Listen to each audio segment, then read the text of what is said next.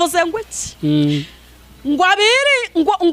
ngo abiringira abantu bajya babasha kubahemukira ngo ndetse yewe banabahanga amaso bakabakoza isoni ariko Uwiteka muririmbyi amanuka hepfo aravuga ngo ariko rata wowe Yesu ngo ntago ujya uhemuka ngo ndetse ngo nta nubwo ujya ukoza isoni Imana ishimwe harongera aravuga ngo habwe ikuzo iyi Mana yacu twakurikiye ibiryo byayo na amashimwe nukuri iyi Mana ntago tuyitekera umuceri iyi Mana ntago tuyihereza fanta na mitsingi kugira ngo ikunde yishime ahubwo ikintu kinezeza Imana nukubona umukiranutsi ari kurambika ivi hasi avuga ngo Mana urera icyo kintu kijya kinezeza Imana niyo mpamvu uyu muririmbyi yavuze ngo habwe ikuzo iyo avuze ngo habwe ikuzo Mana yacu kuko urabikwiye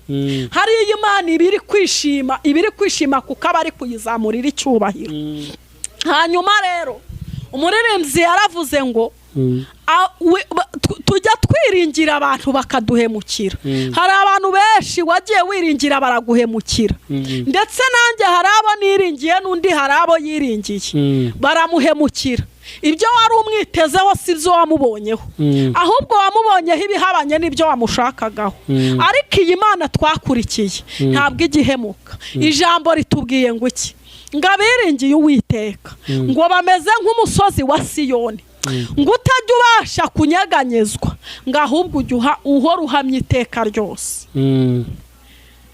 wifurije kugotwa n'Uwiteka ya masaha kuko umuntu wagoswe n'Uwiteka amahembe araza akamutinya kubera ko yagoswe n'iki n'Uwiteka ngo nganje mu mahoro niyoroshe imbabazi urukundo rwe rurangose ukuboko kw'ibumoso kuranseguye ukw'iburyo kurangose niki nabasha kuba haleluya amen uganje mu mahoro wiyorosha imbabazi z'Uwiteka ntacyo wabasha kuba ntacyo wabasha kuba kubera ko ijambo ry'Imana rivuze ngo iki ngo nimwemera mukumvira muzarya ku byiza byo mu gihugu ngo ariko nimwanga mukagoma ngo inkota y'Uwiteka izabarya ntago dushaka kuribwa n'inkota y'Uwiteka ahubwo dukeneye kumvira Imana dukeneye gukura ibishimwa mu bigawa twamara gukura ibishimwa mu bigawa Uwiteka akaduhindura nk'akanwa ke kuko ijambo ry'Imana ryarambwiye ngo nidukura ibishimwa mu bigawa Uwiteka azaduhindura akanwa ke kubera ko n'abaturwanya ntibazatunesha n'ibiduhiga ntibizadushobora ariko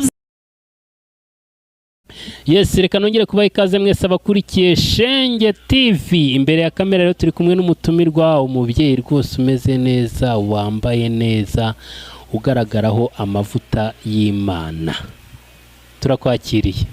Murakoze ndabashuhuje abakunzi badukurikiye ku Shenge TV.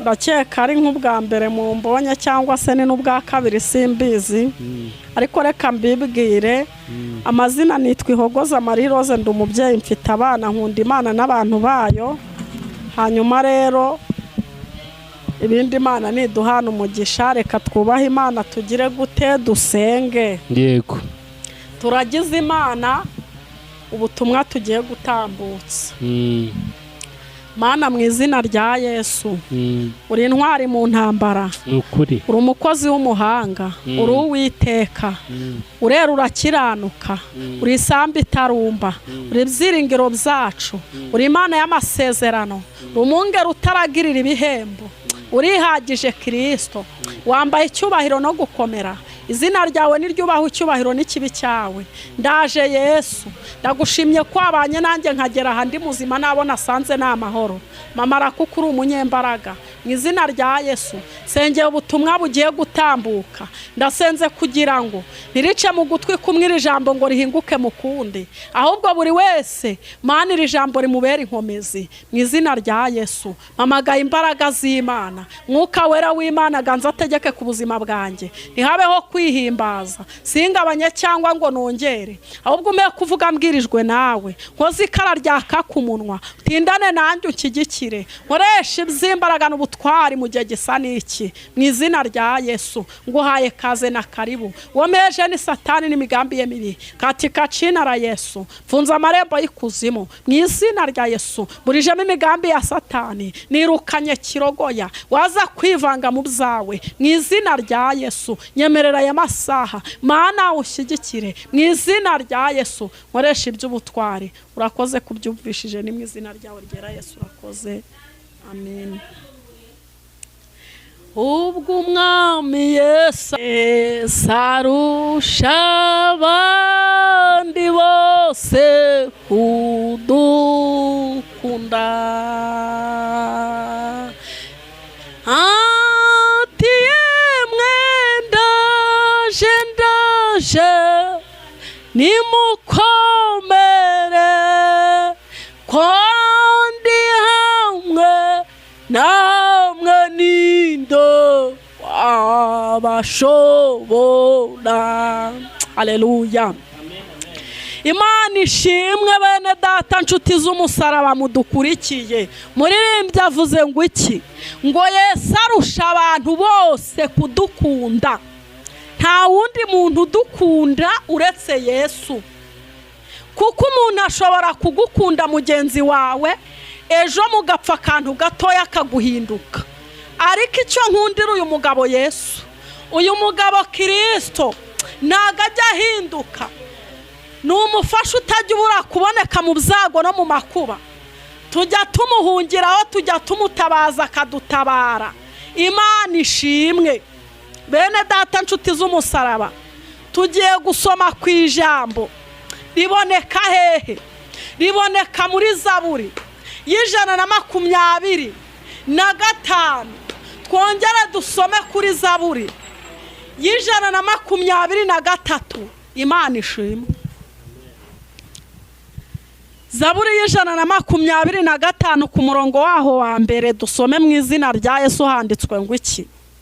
Ngabiringiye Uwiteka bameze nk'umusozi wa Siyoni utajya ubasha kunyeganyezwa, ngahubwo uhora uhamye iteka ryose. Haleluya. Yaramanutse hasi arandika aravuga ngo nk'uko imisozi igose Yerusalemu. Haleluya. Amen. Ngo ni kuwiteka gota abantu be uhereye none ukageza iteka ryose. Haleluya. Amen. Imana ishimwe. Amen. Amen. Abiringira abantu barabahemukira, ndetse babahanga amaso bakabakoza isoni. Haleluya. Wowe nujya uhemuka ayiwe kandi nukoza isoni, habwa ikuzo Mana yacu kuko urabikwiriye. Haleluya. Imana ishimwe. Amen. Umuririmbyi avuze ngo iki? Ngo abiringira abantu bajya babasha kubahemukira, ngo ndetse yewe banabahanga amaso bakabakoza isoni. Ariko Uwiteka, muririmbyi amanuka hepfo aravuga ngo ariko rata wowe Yesu, ngo ntago ujya uhemuka, ngo ndetse ngo nta nubwo ujya ukoza isoni. Imana ishimwe. Harongera aravuga ngo habwe ikuzo. Iyi Mana yacu twakurikiye, ibiryo byayo ni amashimwe. Nukuri. Iyi Mana ntago tuyitekera umuceri, iyi Mana ntago tuyihereza fanta na mitsingi kugira ngo ikunde yishime, ahubwo ikintu kinezeza Imana ni ukubona umukiranutsi ari kurambika ivi hasi avuga ngo Mana urera. Icyo kintu kijya kinezeza Imana. Niyo mpamvu uyu muririmbyi yavuze ngo habwa ikuzo. Iyo avuze ngo habwa ikuzo Mana yacu kuko urabikwiye, hari iyi Mana ibiri kwishima kuko abari kuyizamurira icyubahiro. Hanyuma rero umuririmbyi yaravuze ngo tujya twiringira abantu bakaduhemukira. Hari abantu benshi wagiye wiringira baraguhemukira, ndetse nanjye hari abo niringiye n'undi hari abo yiringiye baramuhemukira. Ibyo wari umwitezeho si byo wamubonyeho, ahubwo wamubonyeho ibihabanye n'ibyo wamushakagaho. Ariko iyi Mana twakurikiye ntabwo igihemuka. Ijambo ritubwiye ngo iki?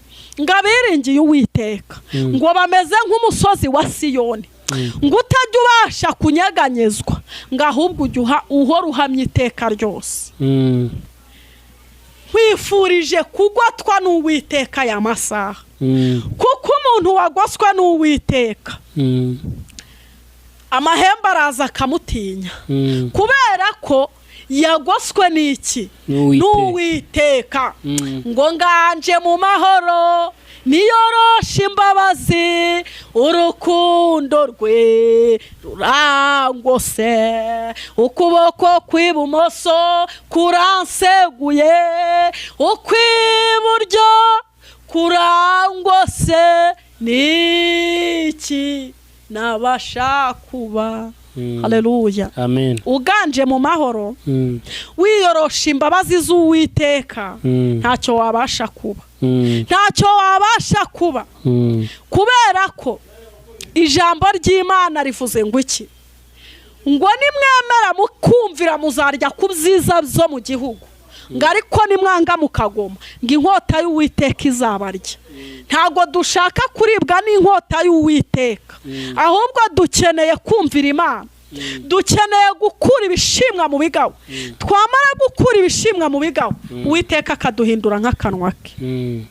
Kuko ijambo ry'Imana ryarambwiye ngo nidukura ibishimwa mu bigawa, Uwiteka azaduhindura akanwa ke, kubera ko n'abaturwanya ntibazatunesha, n'ibiduhiga ntibizadushobora. Ariko byagenze gute? Twakuye ibishimwa mu bigawa. Mwene data nshuti z'umusaraba, bera b'Imana, nama z'Imana, muri kujya mu gihugu cy'ahera, mbifurije gukura ibishimwa mu bigawa. Niba wakoraga nabi inshuti yanjye, iga gukora neza. Va mu bibi, hunga ikibi, kuko iyi minsi iragoye kandi iraruhije. Turi mu isi dufashe igihe mu ntambara, turasana n'isi n'umubiri na Satani, tugambirira gukora ibyiza ariko ibibi bikadutanga imbere. Ariko haracyariho ibyiringiro yuko niyo waba wamaze kunamuka, Imana yagusubizamo izindi mbaraga. Icyo usabwa ni ugutera ivi, ukemerera Imana intege nkeya zawe. Emerera Imana intege nkeya zawe. Jambo rivuze